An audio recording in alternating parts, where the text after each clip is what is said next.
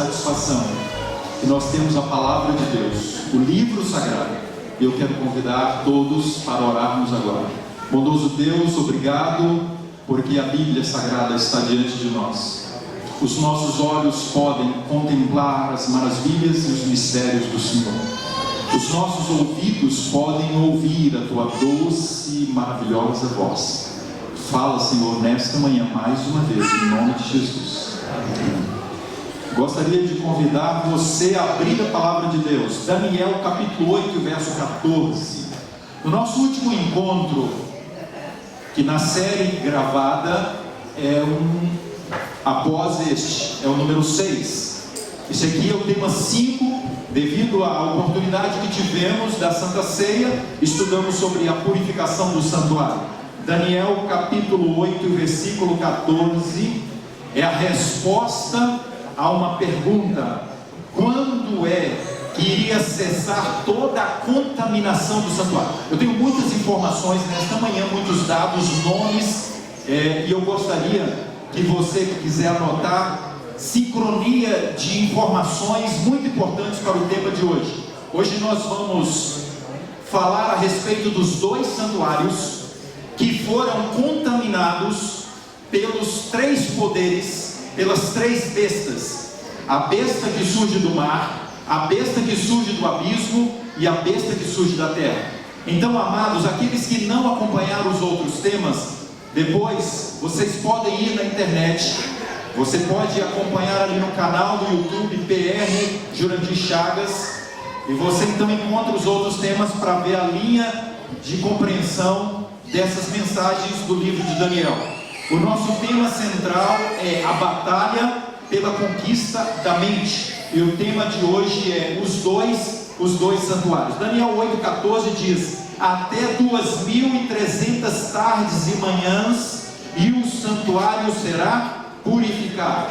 Eu convido você a não se esquecer de um detalhe importante: há 2 santuários, há o santuário celestial e há o santuário terrestre. E o campo de batalha para a conquista do santuário celestial e do santuário terrestre é a nossa mente. Nós encontramos que Deus deu uma ordem para que fosse construído um santuário ali no deserto. Esse santuário tinha um significado e uma dimensão muito especial. Era para a presença de Deus.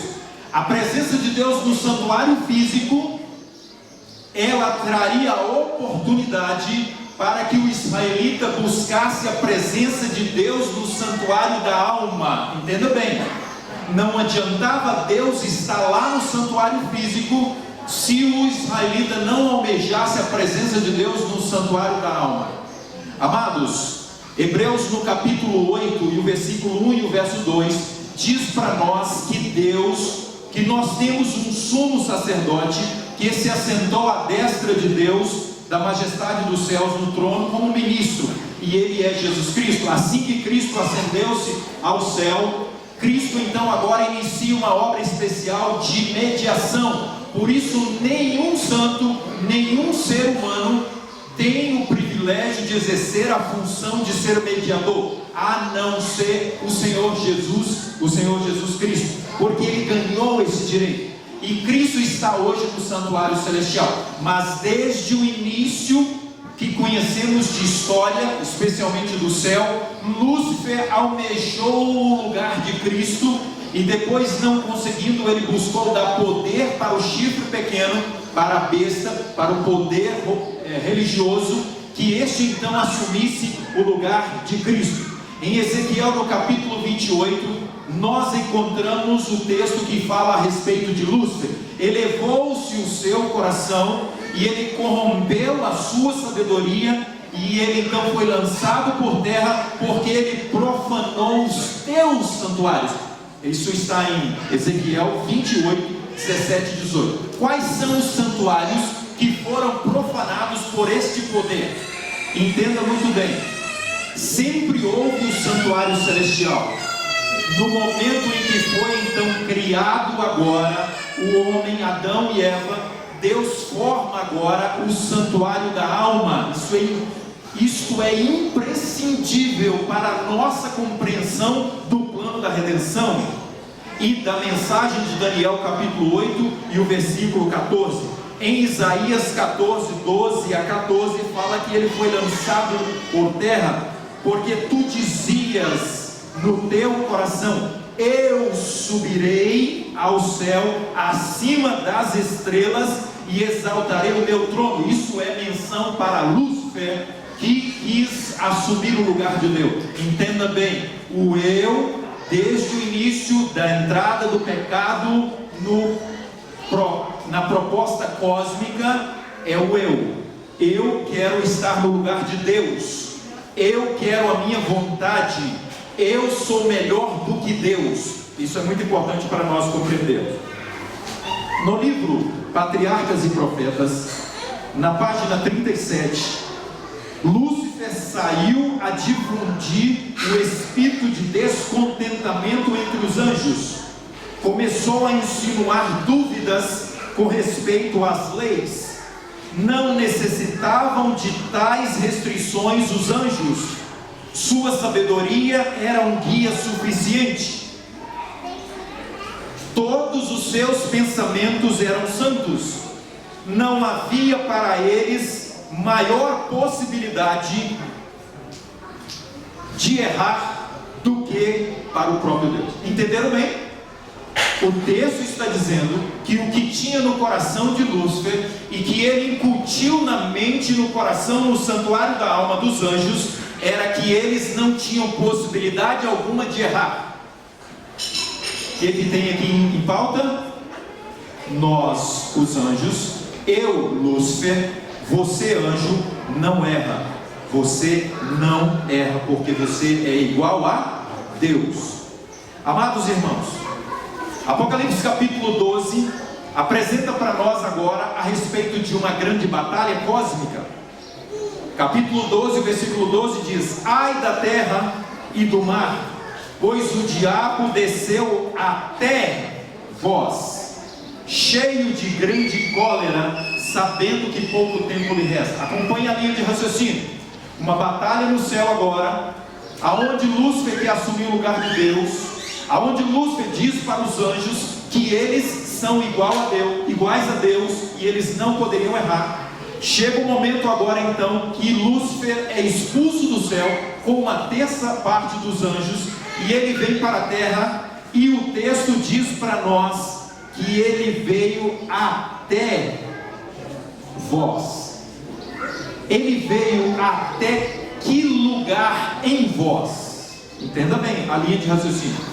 Por quê? Porque Ellen White escreve para nós no livro Mente, Caráter e Personalidade, na página 716 do volume 2: Satanás desceu com grande poder para tomar posse das mentes e mantê-las cativas ao seu domínio. Então, até onde desceu Lúcifer?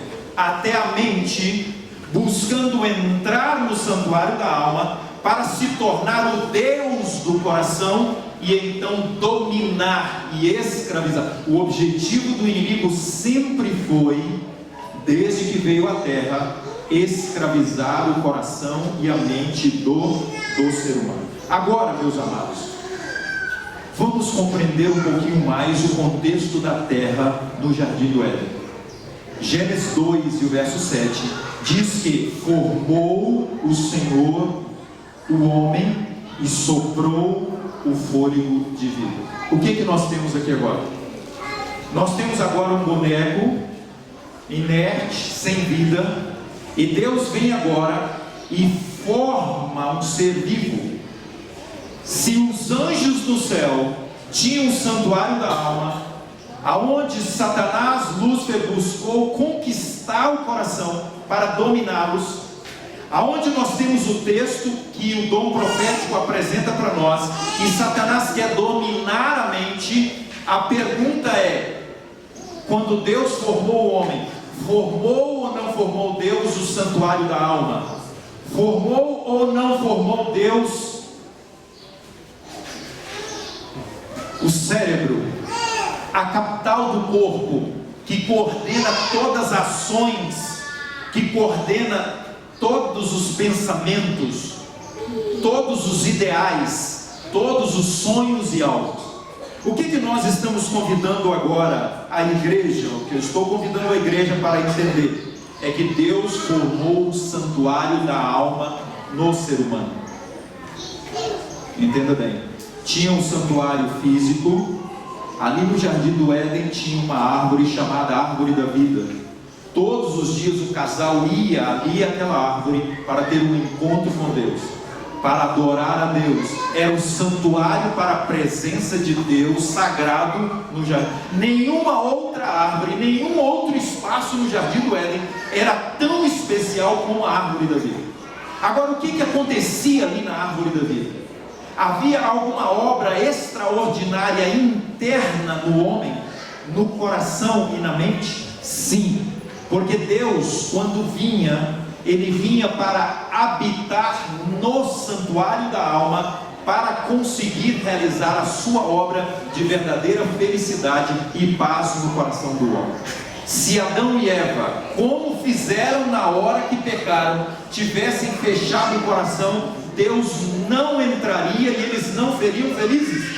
Leiamos a Bíblia, amados. No capítulo 3, começa-se um diálogo agora entre a serpente, que estava possuída por Lúcifer, por Satanás, pelo diabo, pelo dragão. São todos esses nomes feios que Satanás tem.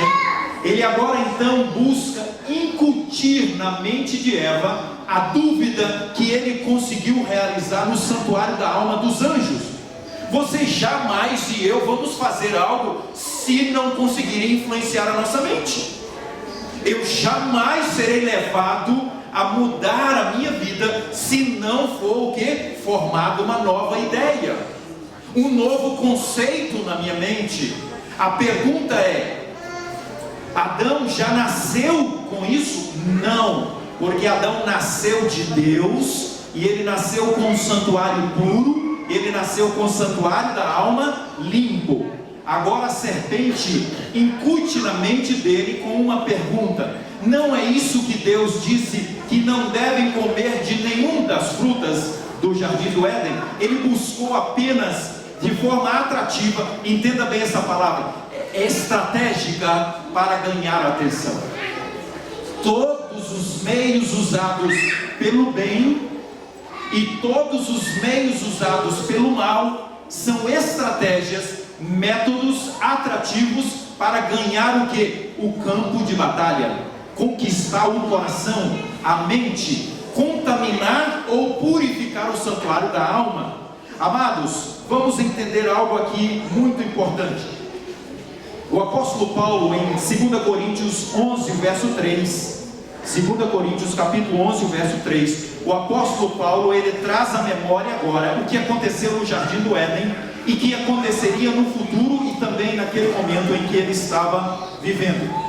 2 Coríntios 11 e o verso 3 diz assim: receio,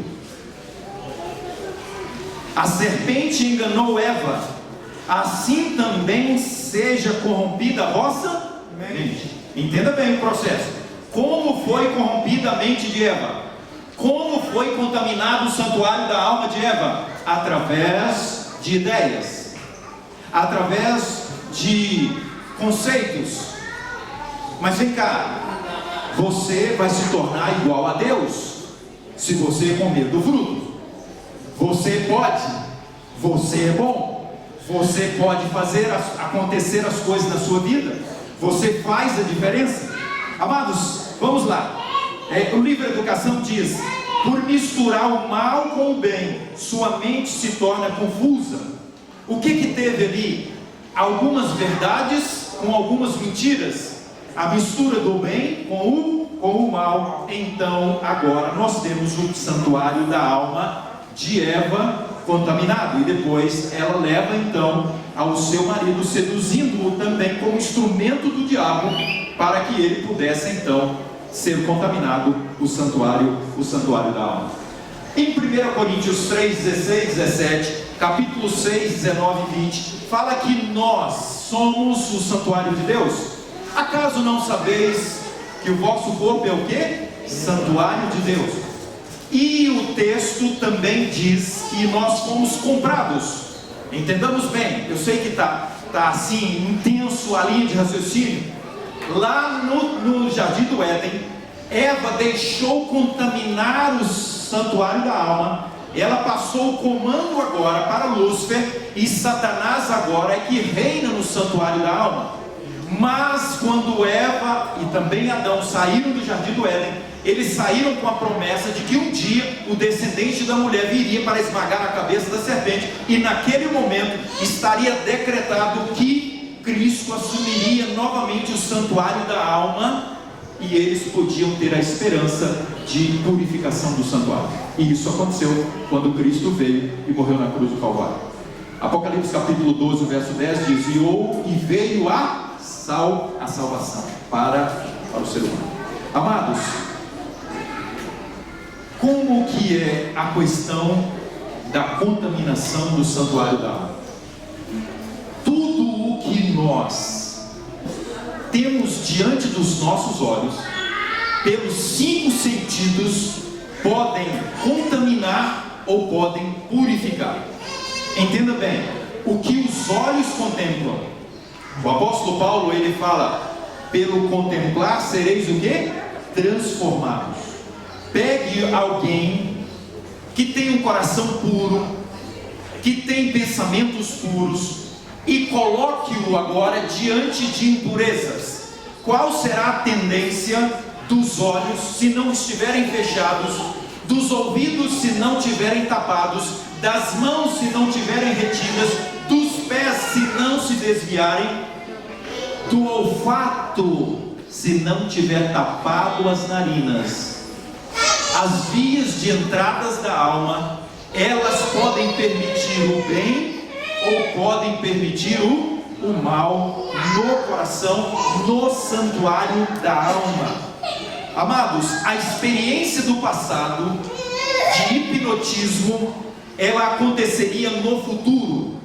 Nós sabemos muito bem que por volta do século 17 surgiram as febres do hipnotismo, e infelizmente isso começou a infiltrar até no meio do movimento do Advento e depois Igreja Adventista do Sétimo Dia. Os médicos começaram a trabalhar o processo de hipnotismo para que conseguissem realizar as curas, cura física e cura mental. Você sabe muito bem que isso vai para o caminho do misticismo, isso vai para o caminho do além. Por que estou falando sobre isso? Porque o inimigo trabalha hoje no santuário da alma de cada coração, buscando contaminar esse coração de alguma forma. E hoje uma das propostas mais tristes são as propostas que levam à exaltação do eu no conceito coach. Bom, dá uma respirada. O que nós estamos chamando a sua atenção? Ou a palavra de Deus chama a nossa atenção nesta manhã a respeito dos 2 santuários, de forma muito especial o santuário da alma. Aonde nós encontramos isso? No livro de Daniel. Eu convido para que nós possamos ler Daniel capítulo 7. Daniel capítulo 7.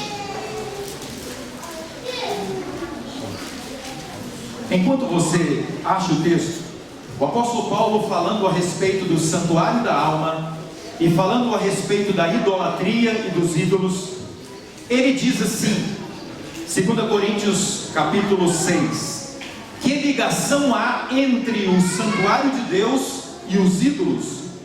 É uma pergunta.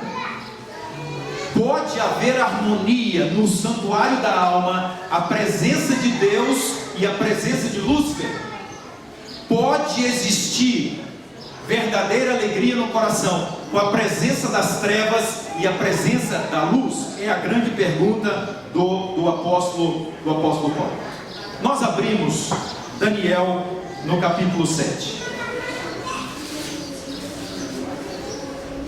Mas tanto Paulo quanto Jesus, eles fizeram menção a respeito do santuário da alma nos últimos dias. E lá em 2 Timóteo capítulo 3, 1 e 2, ele diz assim: nos últimos dias os homens serão. Então vamos lá.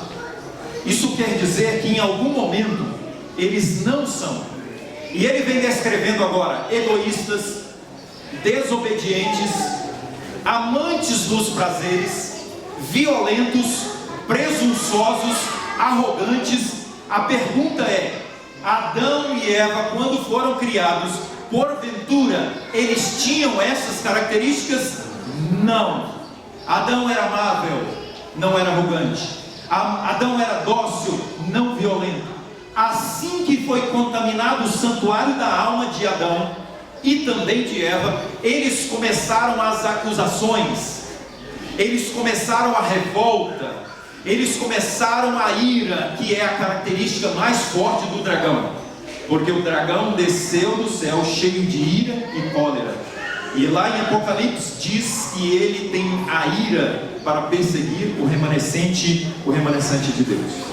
O apóstolo Paulo, ele fala claramente as características do coração agora, nos últimos dias. Jesus vem e diz: cuidado para não sobrecarregar o vosso coração. Está em Lucas 21:34.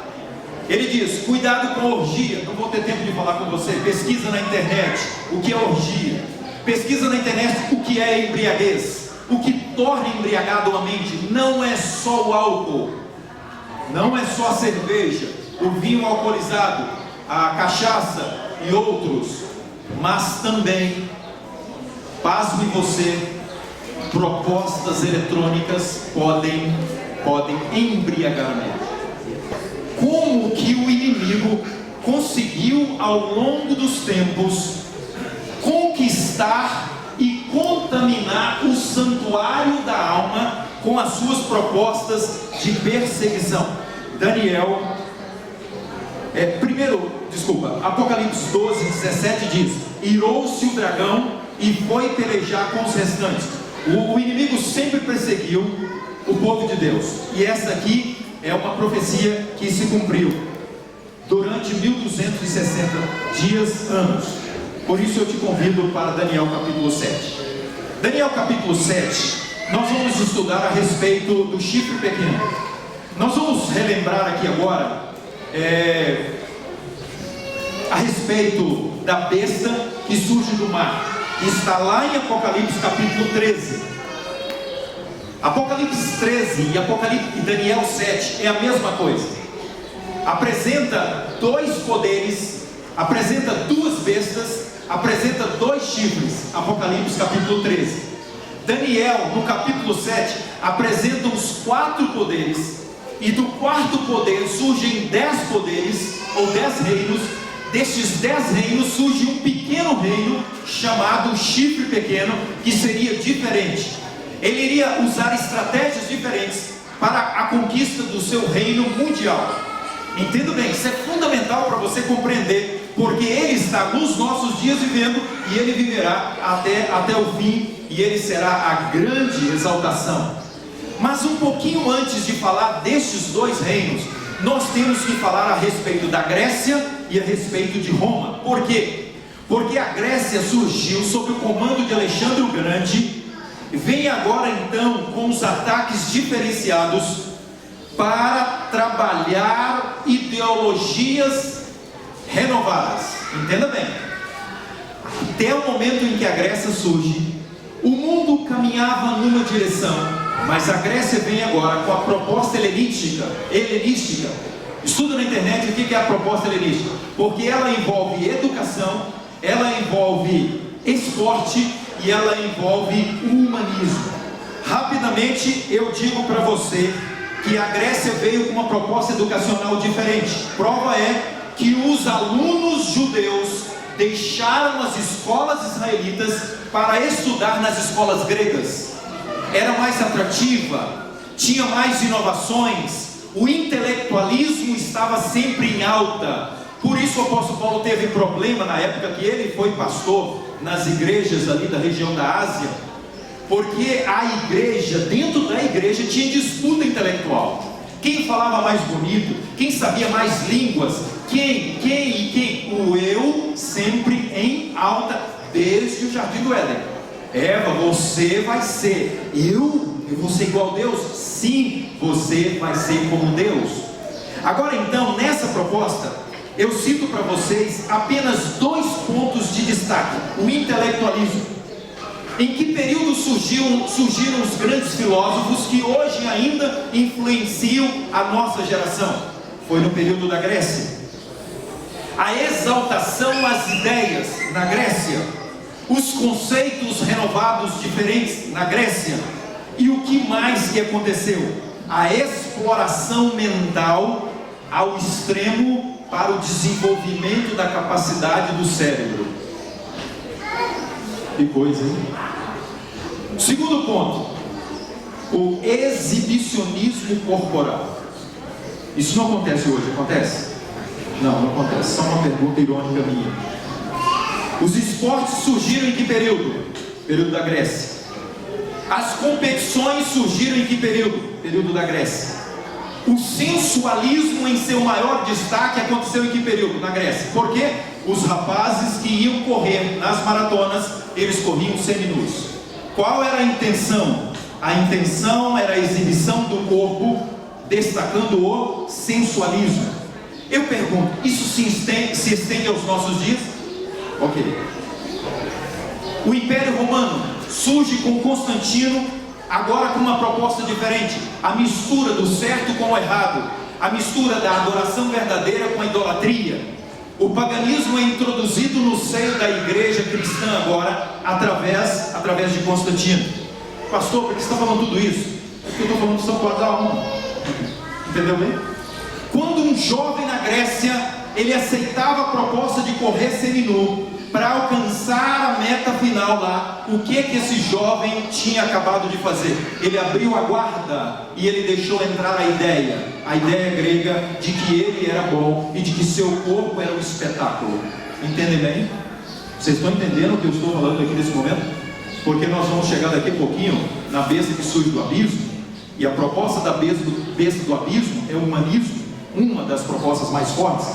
Amados, vamos agora então para o chifre pequeno. Daniel capítulo 7, verso 25. Tem o destaque que este chifre, que esse poder, que era diferente de todos os outros, esse poder iria proferir palavras contra o Altíssimo, ele iria perseguir e magoar os santos do Altíssimo, e ele iria perseguir por um tempo, 2 tempos, metade de um tempo, que são 3 anos e meio, ou que são 1260 dias ano. O período em que o chifre pequeno dominou com a perseguição religiosa, com as cruzadas, foi o período do ano 538 até o ano 1798. Em Apocalipse 13, o verso 2, diz para nós que o dragão deu poder à besta que emergiu do mar. Entenda bem, o mar na Bíblia é região habitada, e o único grande poder com as características da besta de Apocalipse 13, ele surgiu da Europa, de dentro dos 10 reinos, que você sabe que hoje são a França, a Inglaterra, a Alemanha e os outros. Ele então recebe agora grande autoridade. Em Apocalipse 17, o verso 1 e o verso 2, diz para nós que se prostituíram os reis com a prostituta. Isso quer dizer que algo religioso, porque prostituta na Bíblia, ou mulher pura na Bíblia, é igreja. E você precisa descobrir qual foi a denominação religiosa que influenciou os reis a se prostituírem com as suas ideias, a abraçar as suas propostas, especialmente religiosas, ao longo da história. Os 10 reis, os 10 chifres, sustentaram o chifre pequeno e sustentam até hoje, porque a proposta era que o chifre pequeno fosse adorado, e o chifre pequeno conseguiu influenciar o mundo para que ele pudesse receber a adoração. Amados, ao longo da história, chegamos a 1517. Por que é importante essa data? Porque ali quase que no auge ainda do período da Inquisição e do período da perseguição aos fiéis seguidores da sola Escritura, da sola gratia. Sabe o que eu estou falando? Porque Martinho Lutero, ele levantou 5 solas. Só através de Cristo se consegue a salvação. Só através da Bíblia você conhece a verdade. E Lutero vem para combater as propostas que naquele momento estavam como tradição e não como a Bíblia. A tradição estava acima da Bíblia. O líder religioso estava acima da Bíblia. A igreja estava acima da Bíblia. Era isso que era proclamado naquele momento. Martinho Lutero com Melanchthon, eles vêm agora e formam escolas. Essas escolas tinham um propósito duplo: educação intelectual e educação religiosa. O destaque principal era o conhecimento de Deus, mas eram universidades e escolas que iriam ensiná-los a respeito de matemática, biologia, mas iam ensiná-los acima de tudo a respeito de Deus. O que acontece nesse período? Nesse período então surge Inácio Loyola, e ele forma a ordem jesuíta. E a ordem jesuíta veio para exterminar a proposta de Lutero e de Melanchthon para agora a formação de uma escola com duplo significado, religioso e intelectual. O inimigo levanta então estes para poder acabar com aquilo que estava sendo propagado. A besta que emerge do mar é religiosa.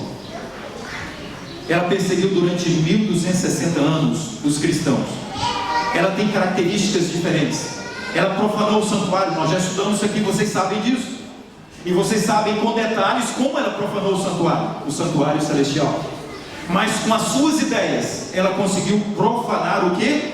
O santuário da alma. Por quê? Porque todo mundo seguiu a besta, aceitando as tradições e aceitando os dogmas que nós estudamos aqui.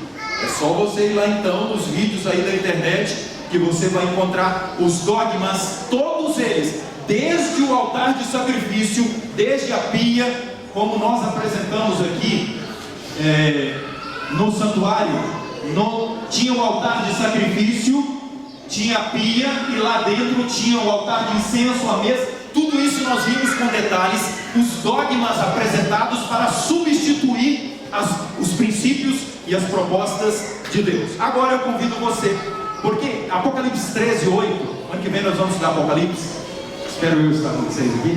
Amém. Ou outro que vier que estude com vocês. Lá diz que toda a terra se maravilhou e adorá-lo-ão todos. Apocalipse 13, verso 8. O mundo segue a besta na vida religiosa.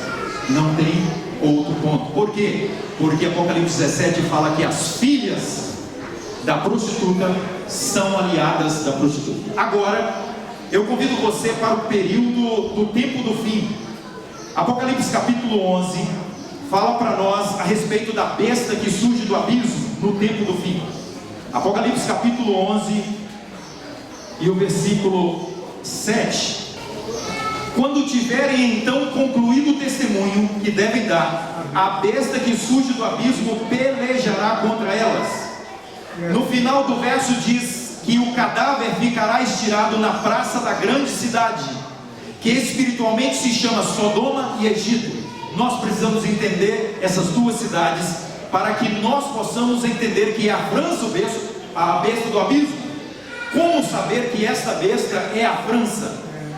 O único poder que ousou destruir a Bíblia por completo foi a França. Na praça de Paris pegaram milhares de Bíblias e então agora colocaram fogo na praça de Paris, destruindo as duas testemunhas de Apocalipse 11. É só ir para a história, queridos. Você que nos assiste pela internet, investiga a Bíblia, caminha a palavra junto com a história, e você verá a comprovação dos acontecimentos do passado, do presente e do futuro próximo. Nós encontramos agora então a França com duas características muito especiais. Promiscuidade foi o que levantou para o mundo através da França. Segundo, lá na França eles ousaram fazer o que Faraó fez no Egito. Quem é o Senhor para que eu ouça? Deus não existe, Deus está morto, a razão fala mais alto do que Deus. Foi esta pregação da França para então agora se cumprir na França a besta que surge do abismo. O que mais nós encontramos?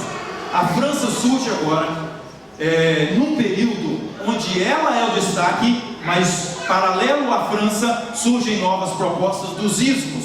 Quais foram? Primeiro deles, ateísmo. Não creia em Deus.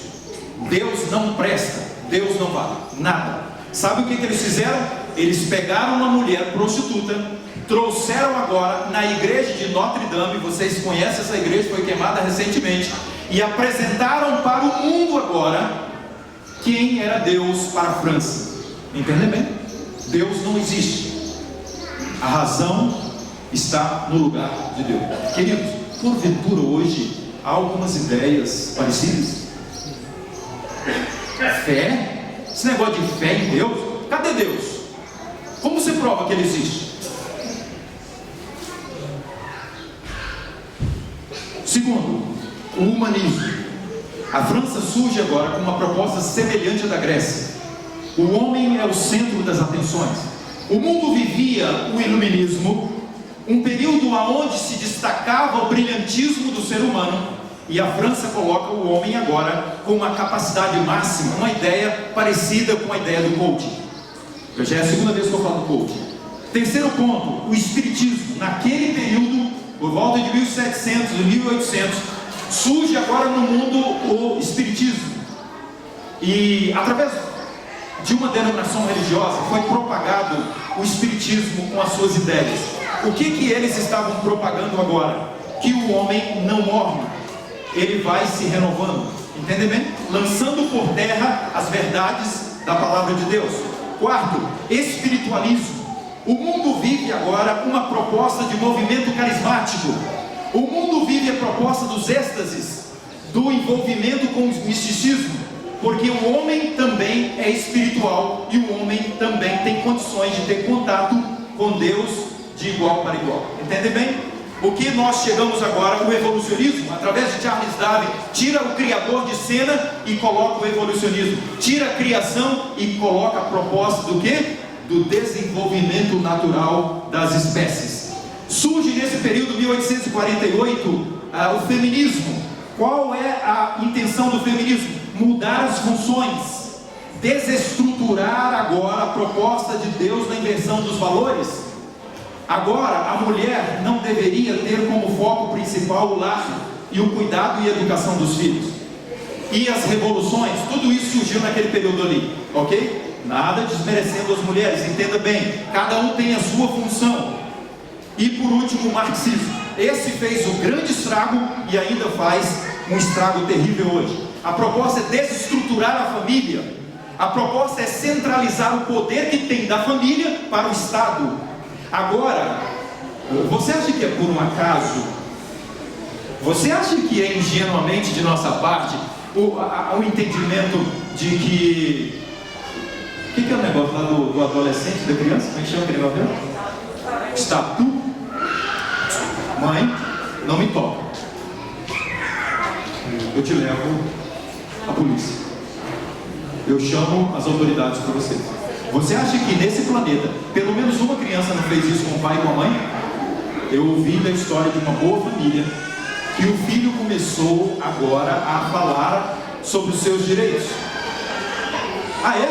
Chama lá agora. Chama lá as autoridades que você está dizendo que eles fazem predominar o estatuto da criança e do adolescente. E eu vou mostrar para eles. E assim falando os pais, eu vou mostrar para eles que você deixa a cama desarrumada, você deixa a casa bagunçada, você não lava nem o seu próprio prato. Sabe o que vai acontecer? Eles vão, se eles forem de boa ciência, eles vão mandar eu pegar a vara e dar uma varada em você, para te ensinar bons modos, para te ensinar educação. Vocês entendem bem o que está acontecendo aqui? E a proposta do marxismo é tirar a educação da família e colocar sobre o comando do Estado e do governo.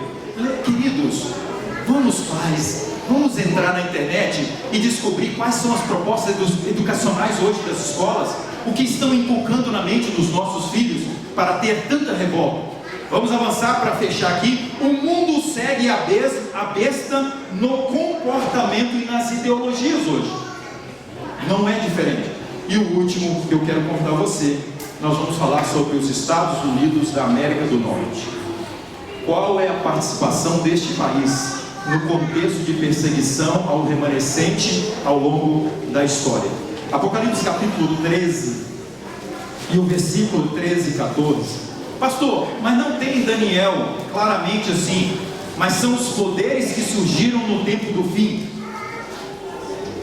A partir de 1900 surge os Estados Unidos com uma força influenciadora no mundo, tendo como foco o eu, os prazeres, as posses e o materialismo. A influência é a influência mundial. Agora, o mundo oriental passa a conhecer o mundo ocidental através dos Estados Unidos. Toda a influência mundial da maioria das propostas que nós vamos ver aqui, de 7 pontos também, elas surgiram nos Estados Unidos. Eu morei nesse país, os Estados Unidos da América. Eu posso te dizer com toda a segurança da influência mundial que eles têm e a autossuficiência que tem o norte-americano. Capítulo 13 de Apocalipse e o versículo 13 diz assim: opera grandes sinais, seduz os que habitam sobre a terra. Nós vamos parar por aí. A mesma palavra que aparece em Gênesis, da serpente que seduziu Eva, é a palavra que aparece aqui em Apocalipse para seduzir os habitantes da terra. A estratégia da serpente foi inculcar na mente dela dúvida a respeito de Deus. Já a estratégia da besta que surge da terra, de Apocalipse capítulo 13, é uma proposta de sedução diferente, mas com a mesma linha, os olhos. Vocês sabiam disso? A serpente pegou o fruto e começou a comer. Dá água na boca ou não dá?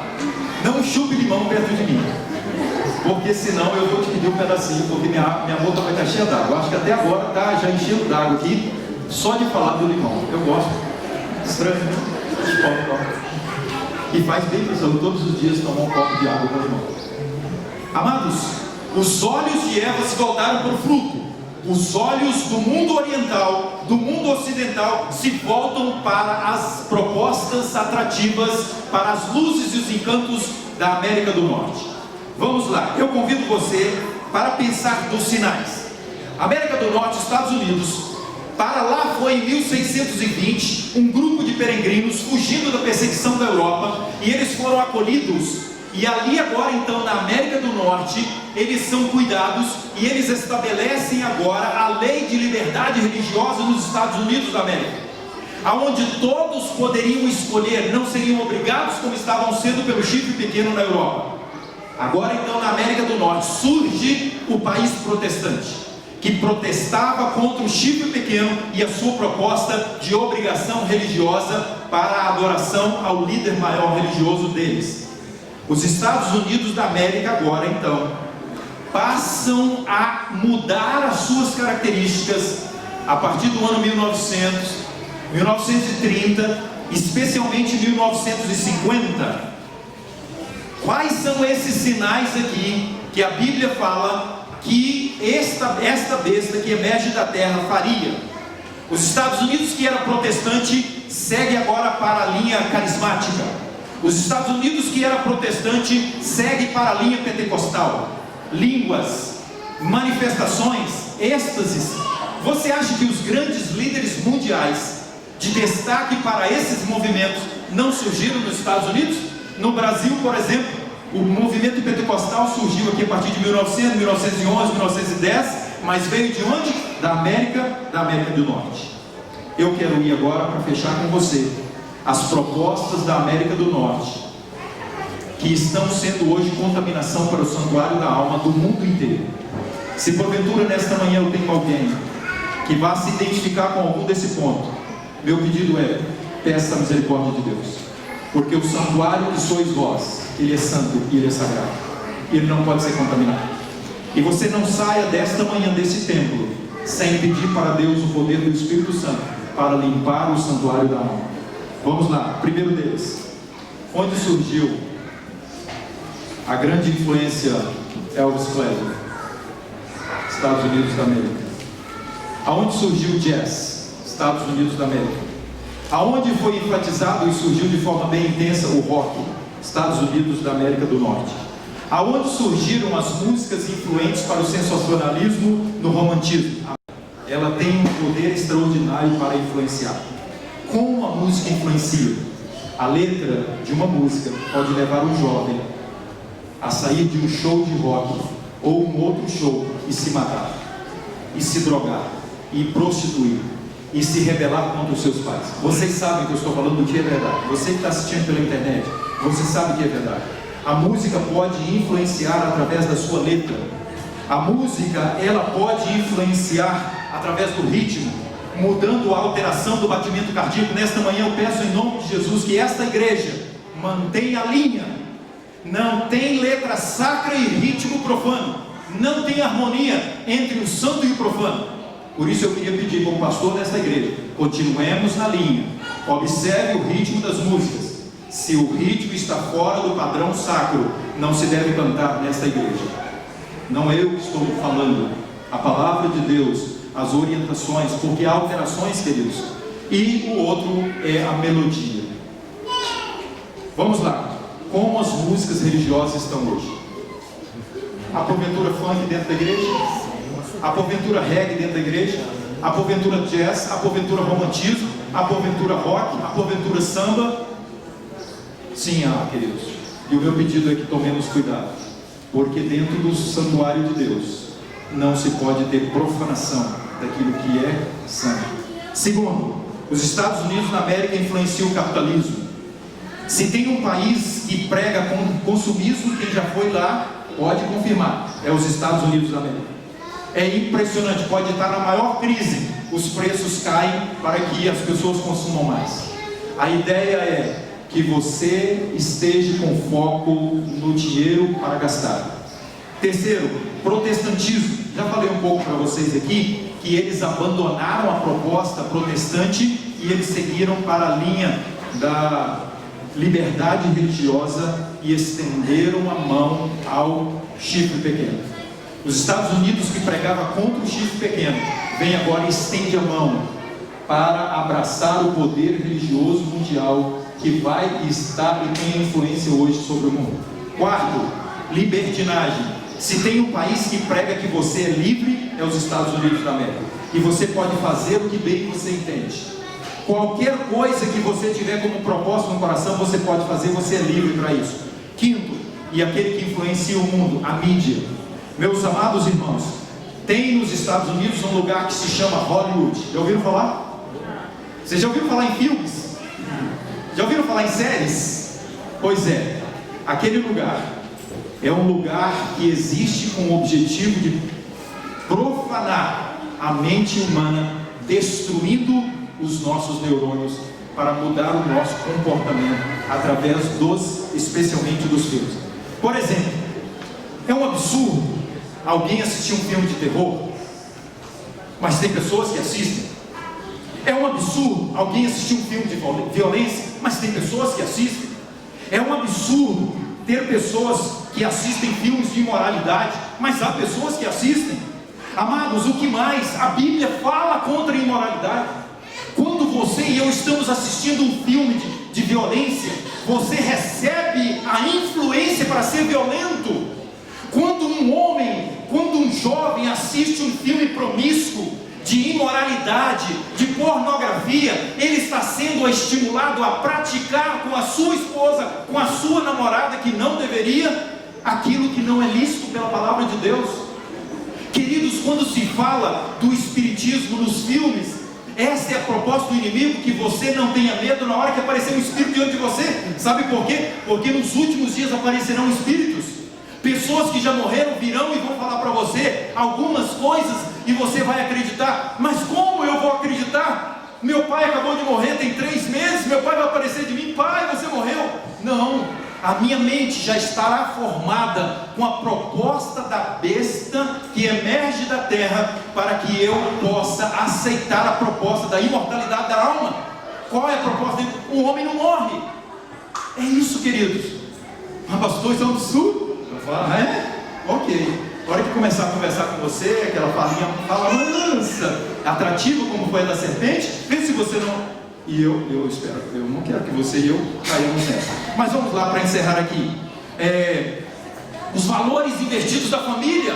O que os filmes pregam? Se a sua esposa não está sendo boa, arranje uma outra. Ou viva uma vida dupla com a sua e com a outra.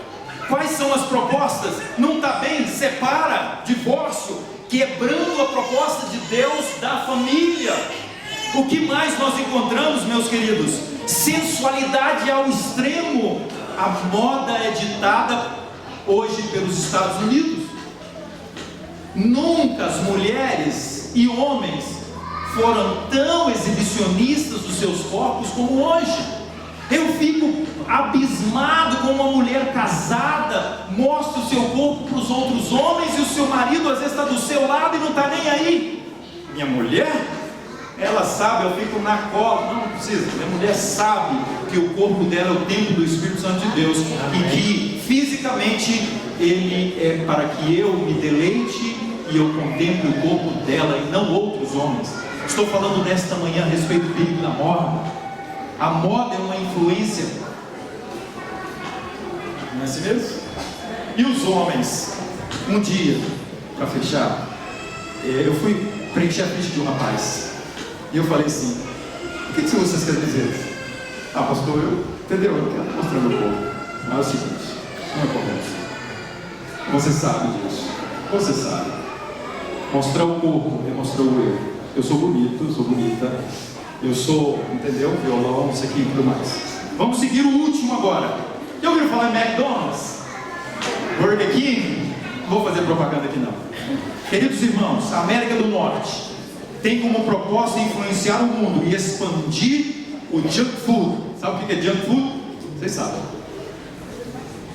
A proposta dos Estados Unidos é que o mundo coma aquilo que não é saudável. E a Bíblia diz que o alimento saudável, ele tem influência no santuário da alma. Nesta manhã, em nome de Jesus, muita coisa nós ouvimos. Mas eu queria convidar você a crer que o santuário da alma, ele pode ser restaurado.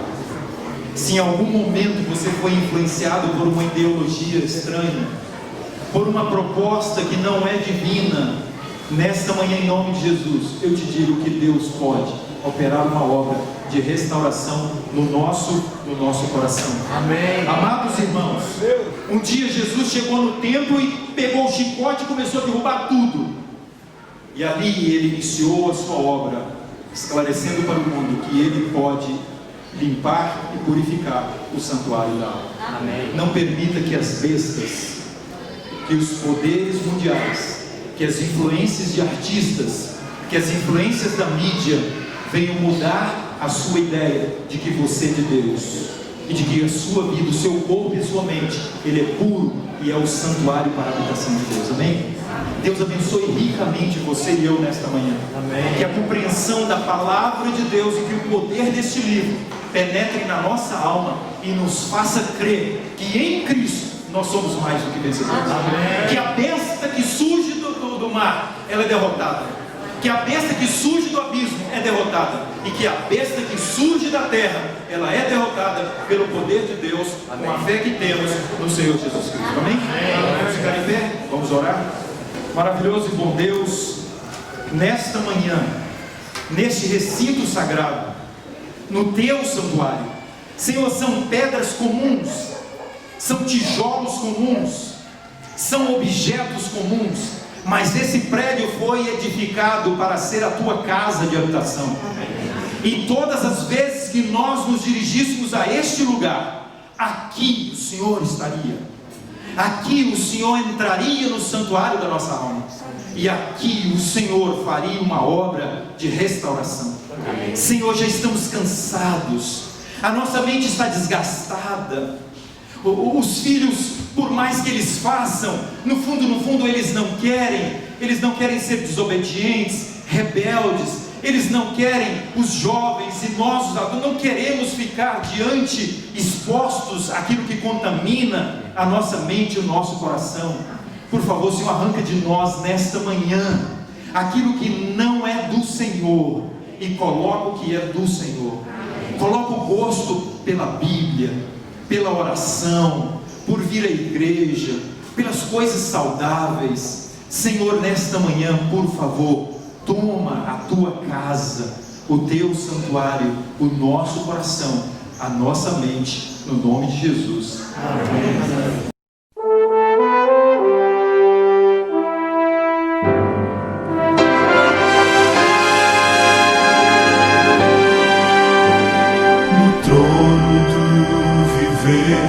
Só existe lugar para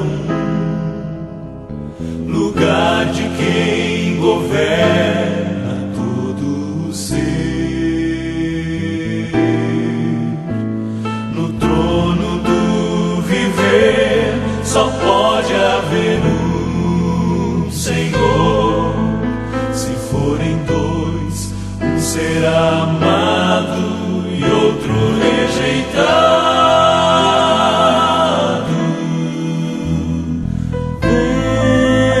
Decide agora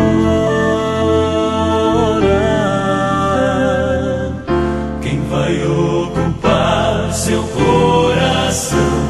Mas lembre, se ele não for o primeiro em seu coração, então já não é mais nada, não passa de uma ilusão.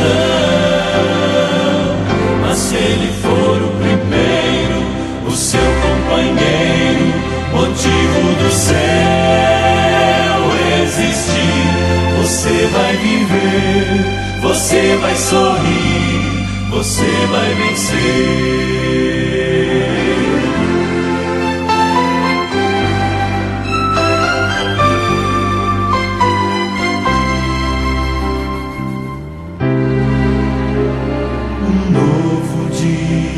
Vai nascer pra você e pra mim.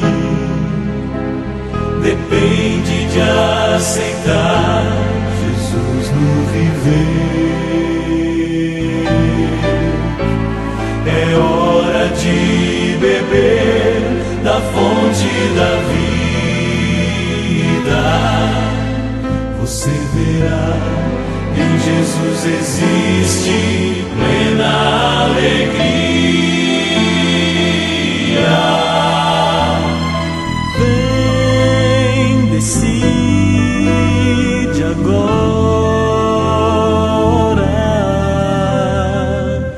quem vai ocupar seu coração.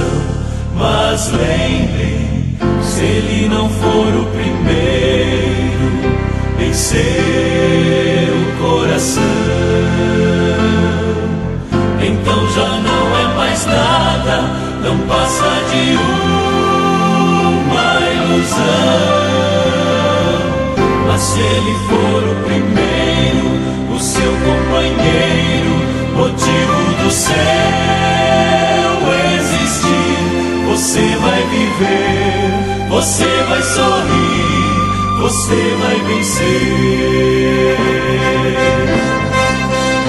Não há batalha perdida com Cristo. Ele mesmo triunfou lá na cruz.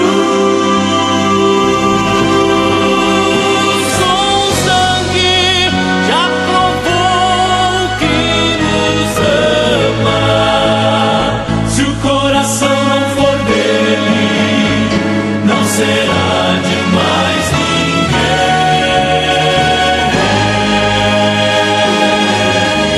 Se ele não for o primeiro em seu coração, então já não é mais nada, não passa de uma ilusão.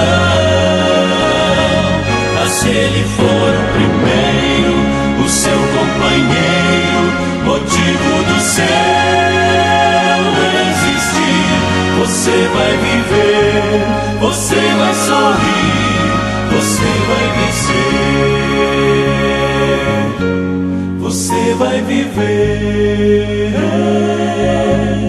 você vai sorrir.